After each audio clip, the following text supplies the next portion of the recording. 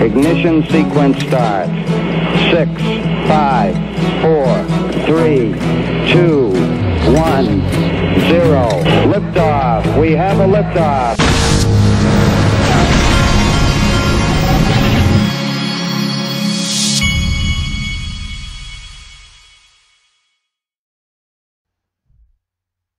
Hey everybody, this is the Digital Asset Investor, and I'm going to start this video by giving a mega shout out to Crypto Eddie. But before I do that, I wanted to give some credit where credit's due. Something I forgot to mention about this whole Greg Kidd interview thing, and that is that the two guys that helped me put the question. I've gotten a lot of compliments on how direct the questions were and everything, and yeah, I felt like the interview went well, but two of my friends that helped me, that we literally had a phone call and they helped me put the questions together, were Mr. B, who, if you don't follow Mr. B, it's I believe at XRP Mr. on Twitter, definite follow, and Brad Combs, and he's at I think Investment Perspectives on Twitter. And they both have YouTube channels as well. Mr. B XRP, you can give him a subscribe. And Brad Combs is Brad Combs on YouTube as well. I've gotten a lot of good ideas from these guys, and these guys, they helped me put all of those questions together, and we actually put them in order together as well. So credit where credit is due. Okay, now, and then Crypto Eddie had tweeted this out, and she had done a video. She says the interview DAI had was so insightful. His quick fire questions, the answers given, the investors on the call gave us great insight. Reuters is reporting that virtual roadshows are the new thing. A look at the current IPO market conditions. Now, first thing I want to tell you is to go watch her video. She did an excellent job on this. Now, but she's making a very smart point here. Okay, but go give her a subscribe. It's Crypto. I used to think it was Ari, but she goes by Crypto Eddie. Almost like Eddie Haskell, if you watch Leave It to Beaver, like I did growing up. But give her a subscribe. She's one of the, I would say she's one of the most important people in the XRP community, and very well respected. She's out of Japan. But I want to focus in on the point that she was making here, and that is that with the current IPO conditions, we're coming out of the current events, and the IPO environment is kind of primed. I've been watching financial news the last few days, and you can kind of see that I think the market was up a lot like yesterday, and you can kind of see how there's a lot of pin up, and I think that's a term she used in her video. There's pin up demand for a lot of things, including simple things like going out to restaurants, but IPO, and people they're tired of being scared. They're ready to go and spend some money, but that includes investment money. And Ripple is in the perfect place to go IPO. But she was making the overall point, and I think she's 1,000% right. And for those of you that don't understand what I was really doing with the Greg Kidd interview, what that was really about is when I first brought up the link to company that Greg Kidd is an investor in, I really just happened upon it, and I found that they were doing investor calls on there, and then I was invited to do the call. But she's making a very good point here, and that is that things are going virtual. These virtual road shows, for those of you that don't know, anytime there's an IPO, they do what's called an IPO roadshow, where they go around and they sell to investors. Well, think about what makes sense here, folks. Now, listen, I don't care what your opinion is of anybody, whether it's me or anybody else on online or on YouTube or on Twitter, as far as influencers and all that. That's not what's important. I've tried to keep my eye on the ball, and here's what the ball is, folks. The ball is this. I'm an XRP owner. You're an XRP owner. We have a direct incentive to help educate major investors, small investors, medium investors on all of this. And Ripple and XRP is, in my view, is one thing.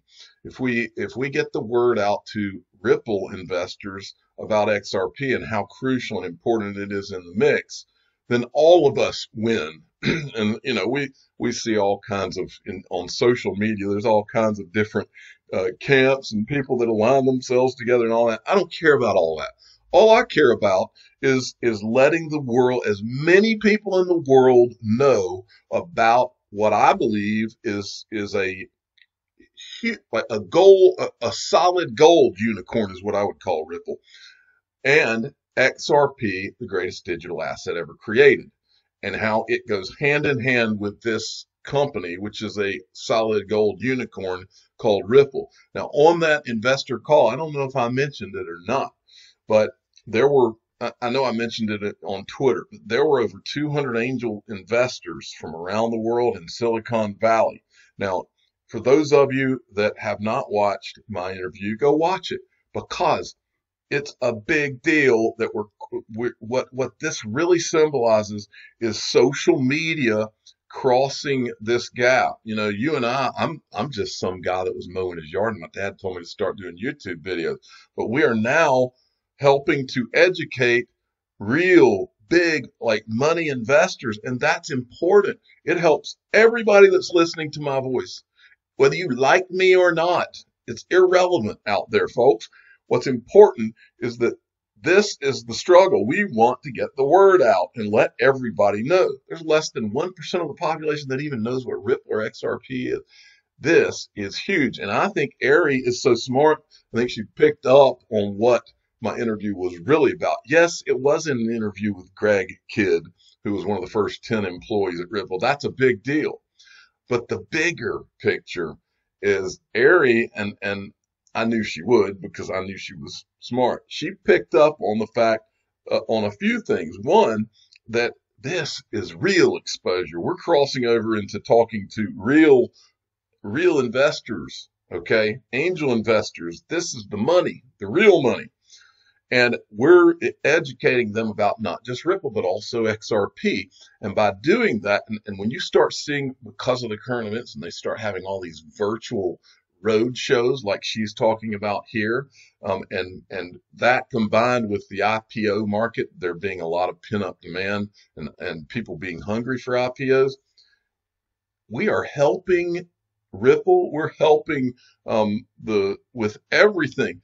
These guys at Link2, they sold out one time, they sold out a second time as a result of my doing the interview. They sold out the first time just because I talked about them.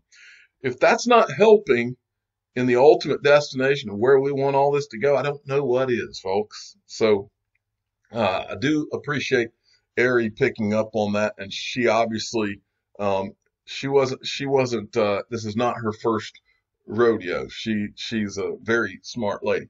Okay, now look, I wanted to show you this. Okay, they sold out of the Ripple SPV, but then they loaded back up here in the last few days. So if you don't have any yet, you can go and buy on it's linked to linqto.com.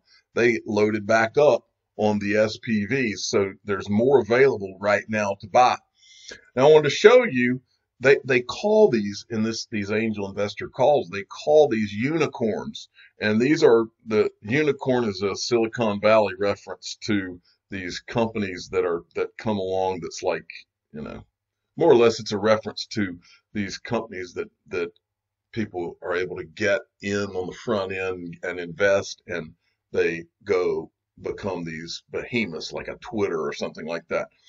And I think that Ripple is the unicorn of unicorns. And in fact, when Ripple was valued at $10 billion, when they were talking about Ripple on CNBC, when they got their last round of financing, they were referred to, I'm gonna have to stop this. I don't know if my mic just went out. Sorry. So yeah, when they got their last round of financing, they were referred to as a unicorn on CNBC. Now, let's go and take, so this is one of Greg Kidd's investments. Now, this is Greg Kidd's venture capital firm. It's called Hard Yaka. I looked up what Yaka might mean, and what that means is hard work. It's an Australian phrase, is what that meant. But if you look, Greg Kidd, so he's invested in Link2, but he's also invested in Shares Post, which is another one of these companies that gives investors access to these pre-IPO companies. So I wanted to go and show you Shares Post. Greg Kidd is no dummy. He obviously knows what's going on. They're also selling Ripple. I don't know if these are SPVs on Shares Post. I'm assuming it's something like that. But I actually went and found a video that's on their website. But look, they've got Circle, Nextdoor, Robinhood. I know Greg Kidd's an investor in that too. But look, this is a video about what Shares Post does, and this is apparently the trend. Well, the reason I want to show you this is that all of us in social media, this is where everything is going. And these guys, I believe that the people at Link2, and I believe all of these guys, even in Silicon Valley, through my interview with Greg Kidd, I believe that this is the path from social media into really helping to change the investment world. And I think the people at Link2 recognize it. I believe that my interview, as well as talking about Link2 over the last few weeks, I believe it has opened the eyes of a lot of major people in Silicon Valley as well. And I think that helps you and it helps me. And I think we all need to be on the same page on this, because ultimately that is the mission, is to educate everybody about this. The Shares Post 100 fund is an actively managed, continuously offered, closed-end interval fund, which targets a curated list of 100 late-stage venture-backed companies in the private space. What I believe is compelling about the Shares Post 100 fund is it provides access to all investors interested in the late-stage venture-backed space, a segment of the market that has historically been reserved for institutional-grade and high-net-worth investors. Many of today's largest publicly traded companies were once backed by venture capital. As venture-backed companies have been able to demonstrate the sustainability of their business models across diversified customer bases while generating at least $50 million in run rate revenue with growth rates that often exceed 50%, we consider these to be late-stage venture-backed companies. Over the last decade, there has been a significant increase in the valuation of many of these private venture-backed companies, as there has been growing demand in the private and public markets for these high-profile assets. This has given rise to the term unicorn, which is commonly used to describe companies that have achieved valuations of at least $1 billion. To put things into perspective, back in 2009, there was just one unicorn, Facebook. Today, there are just under 400 globally, of which roughly half are based in the US. There are two drivers that have made it easier for companies to stay private longer. One reason is that regulation has made it much easier for companies to stay in the private space. The other reason is that capital is much easier to access than it has been in the past. Back in 1999, venture-backed companies stayed private on average for 4 years before going public. Today, the average is more than 10 years. And as a result, there has been significant value appreciation in these private companies leading up to their IPO. This dynamic creates an opportunity for investors to gain access to these companies while they are still private and benefit from potential future growth. As a direct result of these venture-backed companies staying private for longer, the venture capital and growth ecosystem has faced, and we believe will continue to face, increased friction and liquidity challenges. For example, early investors in these companies may experience a desire or need for liquidity due to the protracted holding periods that may be stressing their underlying investors or fund structures. Similarly, founders and employees of these companies holding restricted stock or options may also experience a desire or need for liquidity for various reasons. Venture-backed companies are increasingly considering tender programs to address various liquidity needs for retention purposes. At Shares Post, our mission is to work closely with all participants in the venture capital and growth ecosystem, the general partners of funds, the limited partners that invest in those funds, and the underlying portfolio companies that those funds invest into. We strive to create liquidity strategies to address various needs for all these participants, while seeking to structure attractive investment products for our clients. The Shares Post 100 Fund, which is advised by SP Investments Management, an affiliate of Shares Post Inc., is one way Shares Post provides this opportunity. The Shares Post 100 fund as an interval fund differs from a closed-end fund in a couple of important ways. First, as an interval fund, it's a continuously offered fund and therefore it's priced at the end of day NAV. as opposed to a closed-end fund which trades on supply and demand in the secondary market on an exchange. The Shares Plus 100 fund offers quarterly liquidity to investors up to 5% of the net assets of the fund. We're investing in some well-known companies like Lyft, Uber, Pinterest, Palantir, as well as some companies that aren't as well known by the general investor, such as Lookout, Tenable Networks, or InRix. But we're just as excited about these companies as well.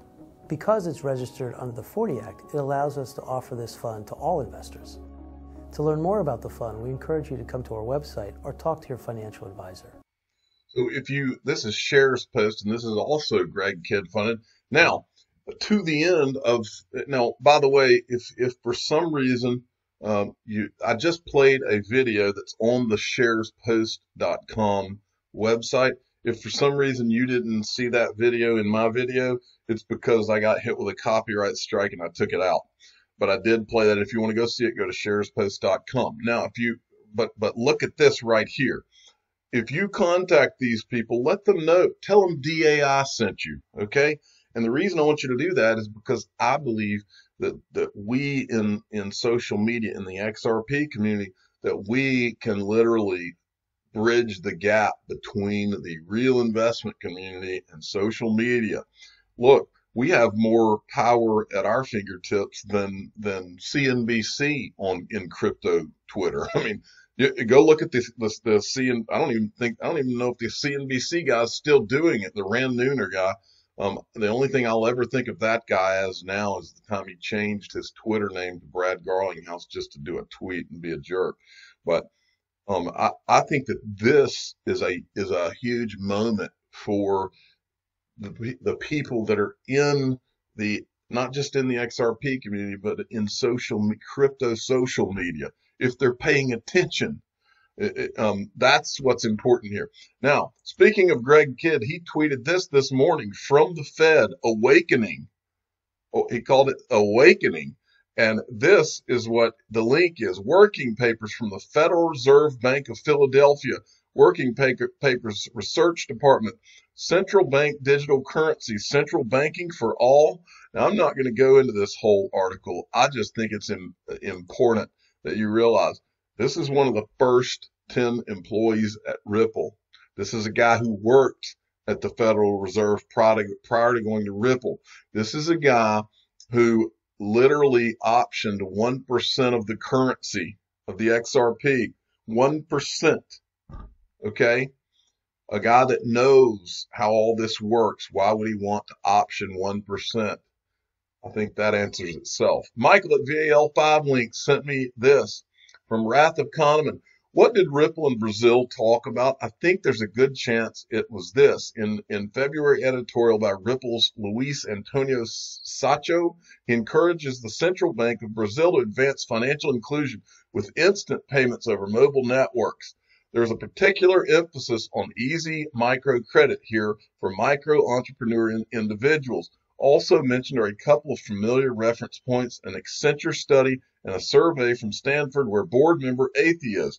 The low-end possibilities, consulting Ripple for input about inclusive banking financial access. The high-end, getting input on a robust national real-time payment system. Nothing matters until production contract are signed, but they clearly have Brazil's attention. You better believe it. Michael at VAL5 Links, this is an article from Coindesk.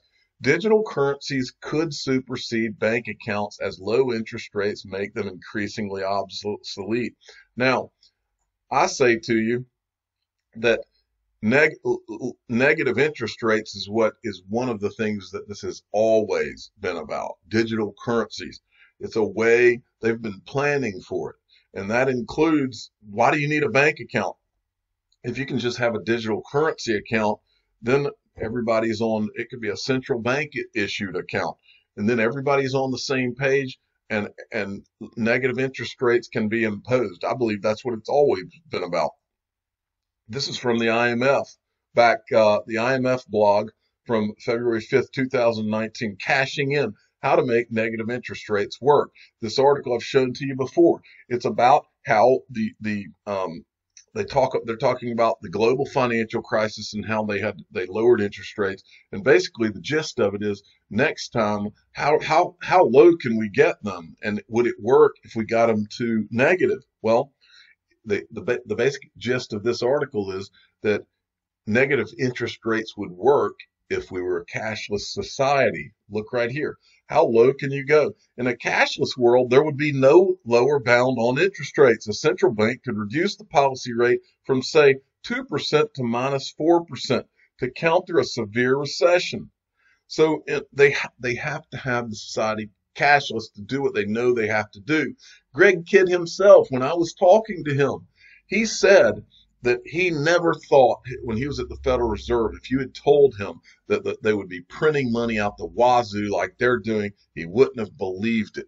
And he was making the point, why would you not own something like XRP that has a limited amount? He was making that point. But it's not just this about the negative interest rates. Listen to what this guy says. This guy's from the Brookings Institute. Central banking getting into cryptocurrency of some kind.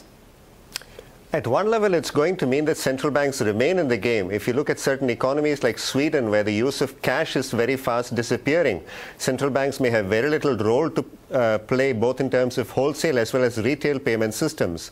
So this would keep central banks in the business of creating money, although most money in modern economies is really created by commercial rather than central banks. In addition, having a central bank digital currency would put a crimp on illegal activity that is intermediated to cash, bring a lot more activities into the tax net, and it would also make monetary policy at one level somewhat easier to implement. If we all had deposit accounts with the Federal Reserve, which would be one way of having electronic money, the Fed would be able to impose negative nominal interest rates, which it couldn't do during the financial crisis. So there is a lot to be said for. So there you have it. This has been a plan, and now we're seeing another part of the plan unfold. This is what I showed you from the World Economic Forum. They've got the Great Reset. Now this is a whole part of the dialogue. And look here, this is the International Monetary Fund. They're using the same term too. You think they all just came up with this once the current events unfolded? I don't think so. And then there was this video. Look at this from XRP Chiz. This is the next chapter. Listen to this. Today, this meeting serves as a launch pad for the next chapter, the Great Reset. We have contributions from His Royal Highness, the Prince of Wales, from UN Secretary General Antonio Guterres, from IMF Managing Director Kristalina Georgieva, and from many more in the next hour and a quarter. But to get us underway, let's hear from the forum's executive chairman and founder, Professor Klaus Schwab. Thank you, Adrian. It is obvious that we are in the midst of the most severe crisis the world has experienced since World War II. 75 years ago, countries and people came together to shape the post-war global order, which brought us decades of peace, increased global cooperation, and prosperity to hundreds of millions of people around the world. The COVID-19 crisis has shown us that our old systems are not fit anymore for the 21st century.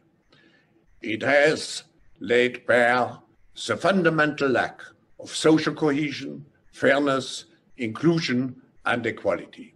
Now is the historical moment, the time, not only to fight severe virus, but to shape the system for the need for the post-corona era. We have a choice to remain passive, which would lead to the amplification of many of the trends we see today: polarization, nationalism, racism, and ultimately increased social unrest and conflicts. But we have another choice. We can build a new social contract, particularly integrating the next generation. We can change our behavior to be in harmony with nature again. And we can make sure that the technologies of the fourth industrial revolution are best utilized to provide us with better lives.